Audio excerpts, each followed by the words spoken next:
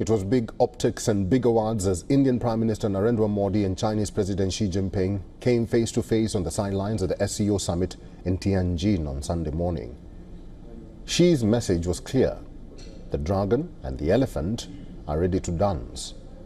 But can warm words translate into trust? Here's a report. A historic handshake in Tianjin. Xi Jinping and Narendra Modi together again after the 2024 BRICS summit. The message: reset, rapprochement, renewal. The two leaders pointed to progress since their Kazan meet last year, disengagement on the border, resumed talks and preparations for restoring flights. There were more takeaways: a reaffirmed commitment to border peace and disengagement, an agreement to expand trade and reduce deficit, a push to resume the Kailash Mansarovar Yatra, support for more people-to-people exchanges and coordination in multilateral fora. Delhi stressed peace, stability and a mutually acceptable resolution of the boundary question.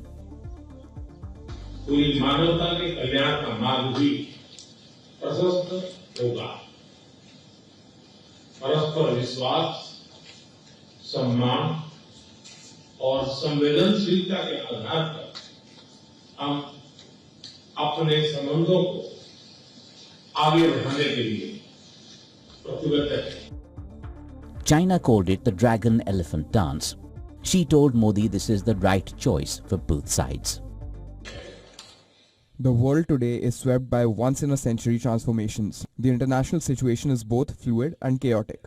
China and India are two ancient civilizations in the East. We are the world's two most populous countries, and we are also important members of the global South. We both shoulder the historical responsibility of improving the well-being of our two peoples, promoting the solidarity and rejuvenation of developing countries, and promoting the progress of human society. It is the right choice for both sides to be friends, who have good neighborly and amicable ties, partners who enable each other's success, and to have the dragon and the elephant dance together. Xi also underlined the 75th anniversary of China-India ties, calling for strategic communication, trust and long-term cooperation. Modi in turn spoke of the Asian century powered by India and China. But India's engagement with China comes with limits. The elephant does not forget. China's ironclad alliance with Pakistan remains a thorn. On Kashmir, terrorism and UNSC debates, Beijing has stood by Islamabad, not Delhi. For India, that trust deficit runs deep. And then the global context, the US factor, Trump's return to the White House, steep tariffs on Indian goods, friction over Russian oil. America's pressure has pushed India to look again at Beijing. For now, the optics are positive. Xi and Modi talking, smiling, promising cooperation. But the dance is delicate. A range of obstacles persist in a relationship that has been blue hot, blue cold down the decades.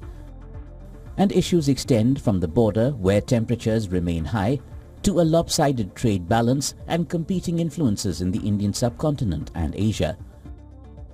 The dragon and the elephant may be moving in step today. But whether this tango becomes a lasting rhythm or stumbles at the next border flare-up is still an open question. History, geopolitics and hard realities may yet decide in the end. Bureau Report, WION World is One.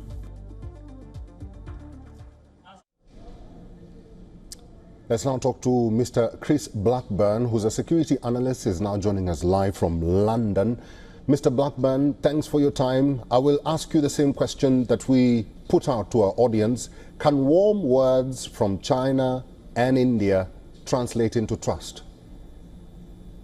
Yeah, thank you for having me. Yes, I think it can. I think but the Chinese are in the driving seat here. I think with the border clashes that have taken place in Tibet and in parts of India have been driven by the Chinese, not India. So I think going forward, if for the trust to be developed, it all depends upon Chinese behaviour. So yes, to the question, I think it can, but a lot of it's down to Chinese behaviour.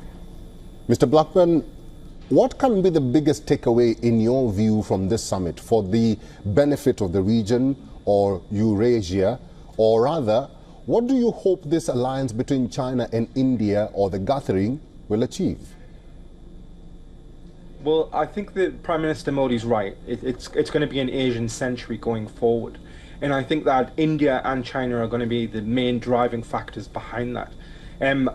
We see from the Shanghai Cooperation Organization that there's so many divisions and rivalries within it, not just within India and between Pakistan, but there's other sort of problems that the Chinese like to think as their organization.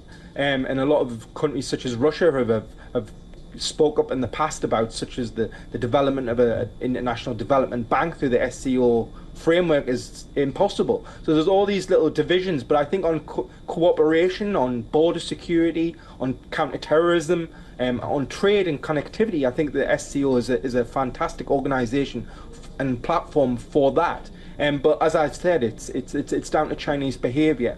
And that's not just between India. It's in lots of different bilateral agreements within the region.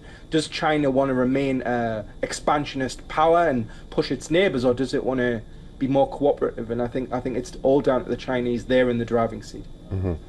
Mr. Blackburn, finally and very quickly, now that Putin is in China and he's set to meet President Xi Jinping, what do you hope they will discuss? Yeah.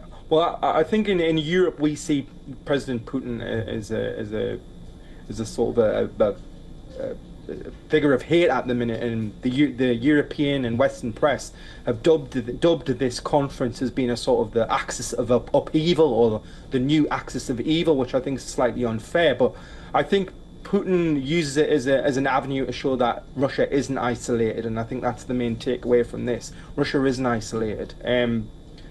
This East-West sort of conflict will rage, and I think that's how that plays out with the Asian century.